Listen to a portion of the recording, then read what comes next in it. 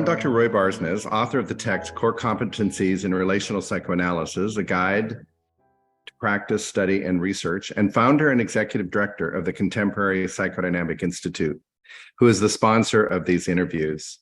In the first episode of this series, I spoke of the research behind the compilation of the text that resulted in the discovery of 7 core competencies reflected in the practice of a relational psychoanalysis. These competencies, or what I prefer to call disciplines, are number 1, therapeutic intent, number 2, therapeutic stance, number 3, deep listening, affective attunement, number 4, the there and then and the here and now, number 5, patterning and linking, number 6, repetition and working through, and number 7, courageous speech and disciplined spontaneity. A separate and overarching core category in the research resulted in love. I then recruited various relational psychoanalytic writers to write about each of these disciplines, and I'm interviewing each of them for this series. Welcome to our second episode. Our guest today is psychoanalyst and author, Dr. Steve Tublin, who contributed to the first competency discipline, therapeutic intent. Dr. Tublin is a faculty training and supervising analyst at the William Ellison White Institute, faculty at NYU postdoc, and faculty at the Institute for the Psychoanalytic Study of Subjectivity. He is also credentialed in the practice of somatic experiencing, a body-based approach to the resolution of trauma. He's the author of a number of articles on topics including contemporary psychoanalytic technique, the use of music and literature in clinical inquiry, and the interface of politics and psychoanalysis. His treatment approach blends psychoanalytic and somatic techniques. He also applies this methodology to work contexts and is an associate at Upstart Logic, an organizational consultancy based in Rhode Island. For myself as a professor, supervisor, and as a clinician, I have found that when I feel lost, or any of my students or other people that I supervise, it's either because we've forgotten our why we're doing this work, or more concerning is that we've never established our why for what we do. Why we practice the way we do is extremely important to know how to then conduct a meaningful treatment. The research that I conducted revealed that an analytic treatment is first established by a clear understanding of the intent or purpose of the analytic endeavor. In 1989, Emmanuel Gent, in his seminal paper Credo, writes and states, ultimately, a belief system that the analyst lives and works by makes a very significant difference as to how one hears, what one hears, how one assembles what is heard, and how one conducts themselves in the analytic setting. Here, I'm going to show you here several different direct statements that evolved in the research that I now refer to as properties that the participants spoke to as what they believe a good therapeutic outcome is. In concert with these stated therapeutic outcomes, there's room to also hold to your own understanding of what constitutes a positive therapeutic outcome, and you should have them. But this list can and should be augmented by your own understanding, because what is key is that we as clinicians have clearly marked in our own minds what constitutes a good outcome, and then set our treatment processes accordingly.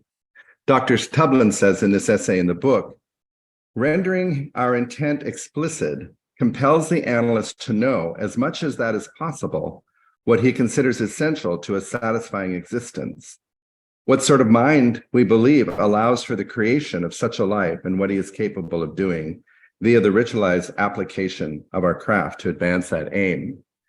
But the properties that emerged in the research are these: an increased capacity to experience and manage multiple affective states and to enjoy a full range of emotion, access to multiple aspects of the self without shame, ability to comfort and soothe oneself, be self-reflective, accept responsibility, tolerate ambiguity and uncertainty, to be more truthful with ourselves, to think more creatively and openly about one's past rather than to continue to repeat it, relief from internal constraints and rigidities that have become problematic, increased capacity to love and work, self-efficacy, and to engage in more meaningful and redemptive relations. Dr. Tublin, thank you for joining us, and thank you so much for your contribution to this book. And I want to begin with a question to you. With your very first line in this essay, you say this: in relational psychoanalysis, the issue of technique has often been viewed as, if not exactly, a dirty topic, one that is a bit unseemly. Why are psychoanalysts nervous, if you will, about being viewed as people who have a technique? Well, first, let me say, Roy, it is a pleasure to be here speaking with you, and I was delighted to have had the opportunity to contribute my paper to your volume. That's a great question that I didn't consider until after I wrote the paper. I just sort of observed that and sort of took it as almost as a truism, something that's just not to even be considered. But I feel even more strongly about it revisiting the paper now than I did when I wrote it back then. And I would have to say that I have to be a little bit careful here, because I don't think that this is a great thing about the psychoanalytic community. I think this actually reflects somewhat poorly that we valorize dense theory and the people who can articulate theory, sometimes quite obscure compendia of constructs, but regard the practice as just more a routine thing. And so the idea that you might have a prescribed technique seems to carry with it connotations that, oh, well, anybody could do that. It doesn't have the connotations of being wise, or there's no specialness in being able to, oh yeah, just do it and achieve the result, which I think is, certainly unfortunate. Yeah. Since, this initially has been, we still think of this as a powerful therapy, and we ought to think highly of the people who do it awfully well, whether they are the originators of innovative theoretical approaches or not. Right. Well, and you know what, we get caught up in, I remember when I approached you for this essay, I was telling you that I was wanting to have a book that would speak to a larger audience than just the community of psychoanalysts. And I recall you saying this, you may not, but saying, oh, I never thought of that. I was writing to my colleagues. And so often psychoanalytic writings do not speak to the clinicians at large. It's like it's a peer, what's the word I want to, anyway, it's about impressing our peers rather than teaching a lesson, if you will. And so I really appreciate your work on this. And perhaps you can tell us what your aim was in writing this essay. What were you trying to get out there, do you think? Well, I had two, and there's an aspect of it, the paper may not read this way, but one portion of it was quite personal. That I've had two analyses, one which I consider a total failure, and one which I consider an extraordinary success. And 2 days into the second analysis, the one that I consider really successful, I really felt that I was in the right place, that I had a sense that, well, my first was my training analysis. And so this was conducted by one of the anointed interpersonal psychoanalysts of my institute, the William Allenson White Institute. And throughout it, I had the very disconcerting experience of not knowing what in the hell was happening. I did not know what my analyst was trying to do. And I felt that I was floating a lot, and it's not something that I was silent about. I would talk about this, and that, amongst other things, remained problematic, and I considered the analysis a failure. By the second session with my second analyst, who was officially a Freudian, although one of his first comments to me was, whatever the hell that means. And that's worth noting, because he was more related than my interpersonal analyst had been. But I really had a very strong sense that even if I didn't know exactly what he was doing, he did. Mm. And it had Mhm. a really salutary effect on me as a patient, that I really felt there was a great deal of containment that came from the sense that we weren't messing around. This was business, and the business was money. And he didn't know where we were going, but he had some pretty good idea of how he was trying to get somewhere. So that was very instructive for me. Yeah. And then when I began to reflect upon the culture in which I had grown up as an analyst, I felt that there was a gaping hole in the way we were taught, where supervision and much of course instruction was really aimed at understanding what was happening. But if you ever got to the point where you said, okay, so what do you think I should do? Mhm. Then you would just be subjected to more understanding of what was going on with you countertransferentially, that you wanted to ask that question. And it could have this sort of iterative effect of like, okay, so we'll explore that, but what do you think I should do? And there never was an answer to that, which I found very frustrating, but B, felt like there's something profoundly systemically wrong with that, Yeah. because you do have to do something. Yep. And other than being told what not to do, don't be a robot, don't sit there, don't, mainly don't be a robot. Like, don't be the caricature of the one person Freudian that this grew up in response to. Mhm. You were then left to do what you thought was right, but it wasn't clear and what that was. And as I started to write the paper, I realized that there were a set of things that you could try to follow, but they weren't necessarily consistent. And in some cases, they could be mutually contradictory. Mhm. And so that this became, as I explored it, something of a tangled mess. I mean, it took me a long time to write that paper, because as I got into it, I realized that there was really much more of a conceptual thicket, and a lot more being ignored than I had realized when I first started out with it. Yeah. Oh, that's so good. Two things come to my mind. One is when I was presenting my findings and stuff at a conference, someone said, well, isn't the therapeutic outcome, don't we have to respect what the patient is looking for? And I said, well, two things. One, yes, of course, but lots of times the patient doesn't know what they're looking for. But more importantly is you better know what you can give to the patient. Like what are your rules, if you will, and what is your expected outcome that if you were to work with someone like this. And then the second thing is that I suppose I'm just trying to advertise the book, but that was my goal. My goal too, to say, what is there any shared ideas or views that relational analysts actually use, but they haven't necessarily named them. And this book is trying to name them, like therapeutic intent, therapeutic stance and attitude, deep listening, affective attunement, etc., that match and that give us some sort of guide, but keeps the uniqueness of the analyst and the patient-analyst relationship unique to itself. So in your own practice as a clinician, and as you've also mentioned, you are a combination of analyst and somatic work. What is your therapeutic outcome? What are you expecting?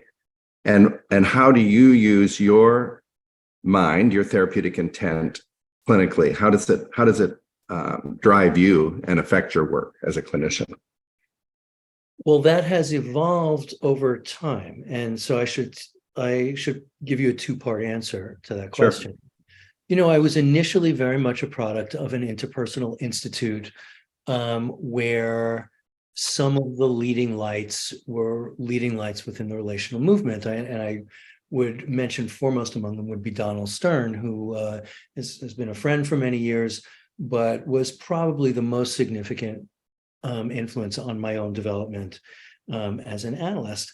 And from Don, the notion that I came out with of both what constituted a well-lived life, a person who might be able to live it, and also the method that would lead a person there, was very relationally defined. Don talks about relational freedom. I think there are a finite number of interpersonal tasks. And you could, at least back then, I thought of the well-lived life as being able to perform those. I mean, that sounds a little bit too mechanistic, but, love, to function, to work, to experience, to create, to be affectionate, but also the capacity for aggression when called for. Yeah. Understanding, empathy, understanding the emotional states of others, liking people, collaborating. This is very Sullivan. Sullivan had just a basic list of those. And being able to do those was that's what led to a rich life. Yeah. And it is a very dyadically defined way of living well.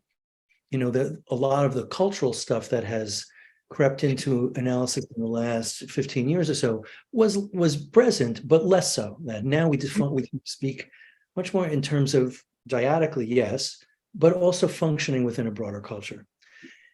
In adopting the somatic stuff that I have embraced in the last few years, also really taken on the notion that we live not only in dyads, but as functioning mammals. We have a nervous system that makes certain things possible. It also constrains what we can do, and that we have to live within what our life feels like, and that very often is determined by functioning of our nervous system. And so in that sense, much of what I do technically now is addressed at dysregulated affect, being chronically anxious, over-distressed, or hypoarousal, what you see in post-traumatic numbing. And so it's less dyadic, even though I'm still working in a dyadic theater, me and the patient. I'm not addressing only the relationship anymore. I am addressing much more in the way that an MD or a lawyer, or I'm doing a service with my client, and I'm included, obviously, because I'm speaking with them, and I still experience countertransference, and I'm listening to transference, but I ask them to attend to their own experience a lot. And getting back to the notion of technique, do things that are aimed at dampening hyperarousal at times to bring people back into play so that they can think more, muse, imagine, and so on, or other exercises that are meant to address numbnesses. So yes, it remains relational, but at times the relationship drops into the background. And so this has affected my sense of what a well-lived life is, but also what kind of mind/body is best equipped to live that well-lived life. It's, yes, still fluent in affect and relationally free, but also is functioning in a coherent way so that one can truly feel one's experience and not be overwhelmed by it, that one can feel, but not have it crowd out the capacity to imagine and to think, to have higher cognition, but not have that crowd out the capacity to feel. And connectedness with others is a portion of that, and so is a broader sense of belonging. You can bring in, and some people do bring in, a spiritual element in that. That's not my focus, but I certainly am not opposed to it as being part of a psychotherapeutic endeavor. What I hear in that, through my lens of listening to you, though, is that the way that you are using somatic technique is you're feeling something in your own soma in direct relationship to this patient, who then informs you to bring that to the patient towards an ultimate goal of regulation and a deeper living of life. Does that resonate with you at all? It does. And it is one of the ways in which being a psychoanalyst and then going into the somatic stuff works very well. Because if there's anything, we are trained now when we train our candidates to be exquisitely attuned to their own inner experience. Yep. Somatic part of it actually directs us to physical sensation, which is actually a really cool thing to add to the experience of countertransference, that you really, it is really a thing that's minimized in our culture writ large. And it's something of an acquired skill. But once you get the hang of it, you really are, you're kind of hearing your patients with your gut, Yes, your lungs, and your back, and your shoulders. Yes. The more distinctive thing that I do then, which I wouldn't do strictly as an analyst, is I wouldn't just interpret or convey something. I will do things to just, if they're really uptight, I will do things to calm them down, and think that that is actually really useful in bringing about psychoanalytic process. Not everybody agrees with me, because it is using the relationship. I am not just receptive, I am directive and prescriptive as well. I want to emphasize what you said a moment ago about affect. I happened upon a book, I don't know where I found it, in early part of my training, of Erwin Singer and key concepts in psychotherapy. And I always teach that if a word hits you as a student, grab hold of that word and explore it to the end. And the word that hit me was his use of the word viscera. And it just hit me in my gut. And I went back into my work and I thought, I got to pay attention to my viscera. And so I always teach, we feel things before we think them. And our first clues into our patients' stories is through our deep experience affectively in response to them. And so I really appreciate you saying that. In this essay, you're really trying to, I think, also, there's in relational psychoanalysis, when it first came out, and still to this day, there's a freedom, but with that becomes a burden of choice. Again, do you know what you're doing? And you talk about the past as an exclusive reliance on interpretation of psychic conflict and abstinence, neutrality, and anonymity. And the current relational model calls into question our authority and the uniqueness of, and paying attention to the uniqueness of the dyad and even the enactment. And so any comments that you might want to talk to about that, and how, because when I read this essay, it was also a challenge to us as analysts to go, do what you can, and you certainly have been doing that in your own expansion into somatic experience, but know why is what I'm hearing in that. And so I'm going to ask a second question as well, is, and why did you choose the four theorists that you talk about in this book to explicate your mind and your idea around this? Well, I chose the four of them. I mean, they were all very prominent at this moment of this pivotal shift. This opening, it's almost like it's almost kind of like, you can imagine it as a kind of violent opening, of prying open from the constrictions of the earlier model. But as I looked at them, and remember, sort of Don was my major influence, and I knew Steve Mitchell. He was a major figure at the William Allenson White Institute as well. But Owen Rennick and Erwin Hoffman were just people that I read. And as I went through their stuff, I realized that their solution to this issue, and I was really affected by Erwin's ritual and spontaneity.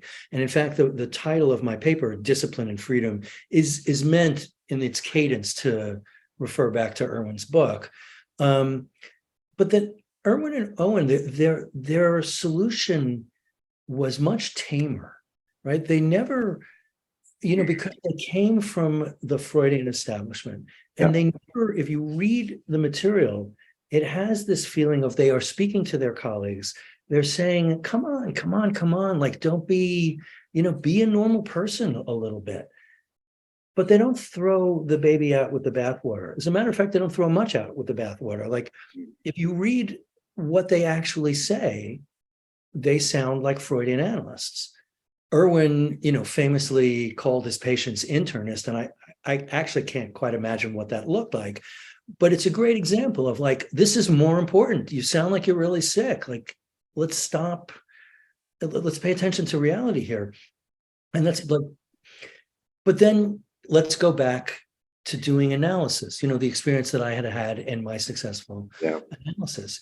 And Irwin wrote later that it is the oscillation that works. If you're just blurting things out, then it's not an analysis. It's not clear what it is.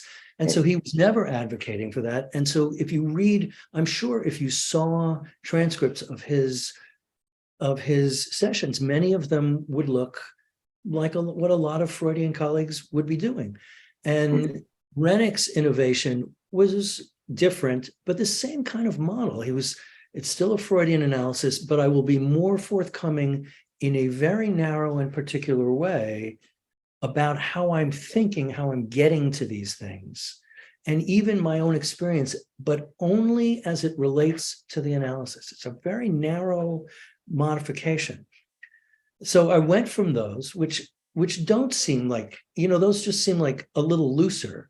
Then you get to Steve Mitchell and then to Don. And by the time you get to Don, there's really nothing officially that you're supposed to do anymore. And when Don first read this paper, he was not crazy about it because he thought it made it look like he was saying anything goes. And he's not like that. It's actually Don as an analyst is rather reticent. But he won't tell you in advance what you're supposed to say. Back when analysts believed in the propositional content of the interpretation, that's what did it. And then the idea that there was a right interpretation. Well, that's what technique was, right? Like it really told you there is a right thing to do. Say this. If you say something else, that's not right. Say this or close enough. And any analyst and I'm probably going back way back mid-century, and I may not be being entirely fair, but the idea was the possibilities are quite limited. It's finite. But once you have two players in the room, two unconsciouses working and affecting each other simultaneously with their history, then the notion that there is a right thing to say in the moment, and particularly if you feel like it is something about the relationship itself that is the driver of change, you really can't hold on to this notion that there's a right thing to say. I mean, you sitting with my patient would have a different guy. Like exactly. If you said exactly the same thing that I said at a given moment, it wouldn't sound the same. Right. And so it might work great coming from you and fall flat on its face for me. So there's no longer the sense of there's a right thing to say. There's how can we be together? But then that brings up the question of, well, what is it about being together that does something? And what something do you want to do so as to get to where? And that's a lot of wide open variables that are not answered at all. Right. Yeah. So how do you address that? Well, then, the answer that I came up with, and I had an experience in the midst of this, actually, that I don't mention in the paper, but that it'll just take a second to mention. I started asking supervisees and students in classes that I was teaching the basic intent question. What did you intend when you said that? Yeah. And the results I got were kind of surprising and kind of disappointing because I almost never got a good answer. I found that almost everyone, a lot of people took umbrage. They thought they were being really unfairly challenged, where I think it's a pretty simple question. Yeah. And almost no one had a good, clear answer. Yeah. And if I push it further to this question, well, what should someone look like when they're done? And then how is this getting them there? I found people had very little idea. They had not thought about it much. Yeah. Almost no one had an articulated sense of what they were trying to do. But the ones that did, the variation I got was enormous. Yeah, That most exactly. people conducting an analysis are doing the same thing. It's a Yeah. very personal, everybody's got a mishmash of things and things they love and metaphors that they appreciate, things they're doing that they don't even really understand why. And it's extraordinarily distinct. And so the best I feel like we can hope for is realize that you really have to do this. Otherwise, you are just winging it. Yeah. And, I want to, oh, go ahead. well, and then as best you can articulate which among the family of metaphorical frameworks speaks to you. Because I have some that speak to me very clearly and some that have never meant much to me at all. Right. Like I want to highlight what you said, as in supervising and for ourselves. That question that you said is, what did you intend by asking that question? I wish I could, I'm going to say it again. What did you intend by asking that question? That is a question that I'm always mindful of in my own work. Why do I want to ask this question? What's behind it? Or why do I want to say this? And I think that's a very important, like you said, people didn't know, I just said it. But getting back to our why did you say it? And why did you think it was important to say? That's when it becomes an analytic inquiry to me, and a very important thing that you've just said and that I wanted to definitely highlight for our listeners today. Yeah. I think I'm going to also in the essay I highlighted 3 of your thoughts, and I wanted to just highlight them. And if you have a comment about them, please. But you say, a preliminary answer I propose is to encourage relational theorists and clinicians to be more explicit about their preferred theories of mind and therapeutic action, and to take seriously the obligation that they act in accordance with those explicit beliefs. I think you've really been saying that very nicely throughout our interview as well. But do you have any other thought about that? In some ways, this came from my recognition that within under the relational umbrella, there's a lot of room. There's a lot of room between an intersubjectivist really looking for a kind of attunement with the notion that the attunement in and of itself will yield a loosening, an emergence of relational freedom in Don's language, or just added layers of relational complexity, to use the complexity theory language that the intersubjectivists sometimes use, and this is sort of post-cohesion and empathy and so on, that just works. That is very different from, say, you mentioned Erwin Singer. There is a strain within interpersonal psychoanalysis, of which Erwin was part of it, that, dating back to Fromm, that had a very confrontational flavor to it. Like it had a kind of get up in your grill, challenging, like, show some courage, man. Like this, the existential challenge of, like, this is your life. Like, let's get to it. And I am going to get at you. It's not so attuned, right? Like, you can't be both, right?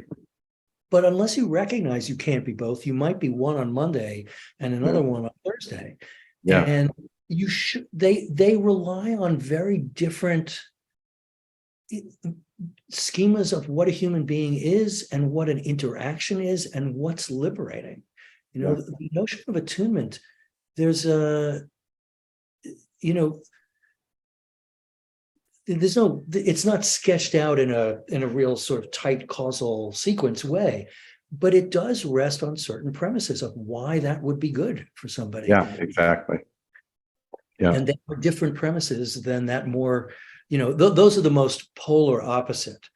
But within the family of, there's also the Darlene Ehrenberg clinical edge, where she wouldn't be, just bang, bang like that, but she would be looking for a kind of emotional intensity. Right. Yeah. And some people think that that's like, that's not right. Like, don't be doing that for you. Like, be what a patient is and don't force that. And what I in the book, Brad Strawn and I write on and entitled it Courageous Speech, Discipline, Spontaneity, which I think is getting at this, where and Ehrenberg's idea of being on the intimate edge, that when we are with another human being, deep affective states are being stirred, and we are on that edge. And how will we be responsive to and responsible to the patient? And the only way I would say we can do that is, and I'm going to quote you again on page 82, an intent-driven conceptualization of technique while limiting the analyst's moment-to-moment actions would force the analyst to be explicit about how his communicative acts, his interpretations, questions, empathic expressions, as well as the various jokes, reminiscences, and lexical gestures that establish his unique presence are meant to drive the therapeutic process. So there's a real responsibility that the analyst holds for the actions that they take. There's what I was aiming for in that portion of the paper, and in my thinking about it, is there should be a coherence here to the extent that you can do it, right? That and nobody's perfect. Like, there are a lot of times where you'll just, even the reticent people will occasionally just say something about themselves, or the people who are tend to be more self-disclosive. And I would say I'm more towards that angle. Some days just don't feel like it. Right. It's not always going to be completely consistent with your theoretical commitments. But I think as an aspirational project, that makes it the proper work. That's what will carry us forward. Yeah. And not doing that, or at least not trying to, is cutting ourselves too much slack. Yeah. Well, as we come towards the end of our interview here, I hope that the listener is able to be challenged to really give a serious idea of what is your intention, and why are you saying what you're saying, and how does that move along the therapeutic process? Because I think that your essay is a very important contribution to me, for sure, and to those who read the book, and to the field in general. So, but I was wondering, what would you like to leave our listeners with? And what has this experience been like for you today to be able to talk about this stuff? Well, I'll answer the second part first, actually, because it's been delightful, actually. I wrote the paper a long time ago and had not read it for a few years. So I went back and reread it. And I was pleased to think that I still basically believed most of what I had said back then, and actually got a kick out of a couple of turns of phrases. I felt that was kind of nice. And having the opportunity to talk about it has been really delightful, and I really appreciate that. What I would like to leave people with is that, the spirit of this was that I have found the work is most alive if you change your mind every few years. Yes. If you realize, oops, I missed something, and now I know something more than I did 5 years ago, and so my work is going to be better. And one of the things that I think is great that can come out of this is, if you challenge yourself to articulate what you really think, you may find that it's not as good as you thought. Yeah, you find that you're aspiring with your patients to something that maybe seems a little pedestrian, that's a little 2007, and that more than you used to, and you can aim higher, or that how you meant to get there, you were kind of coasting a little bit. Yeah. To borrow from Erwin Hirsch, and that you can up your game. Yeah. And it's one of the coolest things about being an analyst is you get better as you get older. Yes, right? Yeah. One of my early supervisors told me that this is a field that when you're 50, you're junior faculty. Yeah. Right. Before that, like, nobody trusts you at all. I mean, what other fields do you get, are you hitting your stride when you're that far along? And I think it continues on. You get wiser as you get older, but you have to work at it. Yeah. And this, I think, is a way to challenge oneself and change your mind, get better, and throw stuff out that was relevant for you as a younger person. Yeah, absolutely. Well, I hate to go. It's been really fun to be with you. And thank you again for your contribution. And I'll say goodbye for now and stop this recording.